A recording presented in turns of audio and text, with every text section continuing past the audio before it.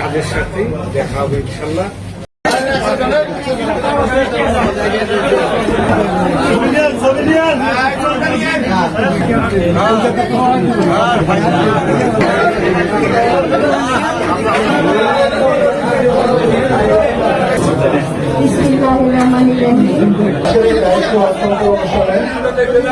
আমাদের মধ্যে উপস্থিত আছেন রুমানা ম্যাডাম, জেলা বিএনপির সভাপতি এবং জেলা বিএনপির সেক্রেটারি সাইদুর রহমান বাসু সহ মহান আল্লাহর দরবারে শুকরিয়া আদায় করছি যে জেলা পরিষদে আমাদের নেতা, আমাদের সিরাজগঞ্জের কৃতি সন্তান ইকবাল হাসান মাহমুদ টুকু ভাই এই জেলা পরিষদের সর্বপ্রথম জেলা পরিষদের চেয়ারম্যান ছিলেন এবং আমাদের নেতা ইকবাল হাসান মাহমুদ টুকু ভাই এটা ইউনিয়ন।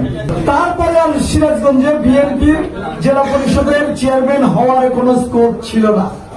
সেই জন্য মহান আল্লাহর দরবারে শুকরিয়া আদায় করছি আমাদের নেতা জনাব ইকবাল হাসান মাহমুদ টুকু ভাইকে আমরা অভিনন্দন জানাচ্ছি এবং আমাদের যিনি বাংলাদেশের প্রধানমন্ত্রী, যিনি সারা দেশকে সুসংগঠিত করছেন, আমাদের প্রিয় নেতা বাংলাদেশের মাননীয় প্রধানমন্ত্রী জনাব তারেক রহমানকে আমরা সিরাজগঞ্জ জেলার পক্ষ থেকে অভিনন্দন এবং ধন্যবাদ জানাই।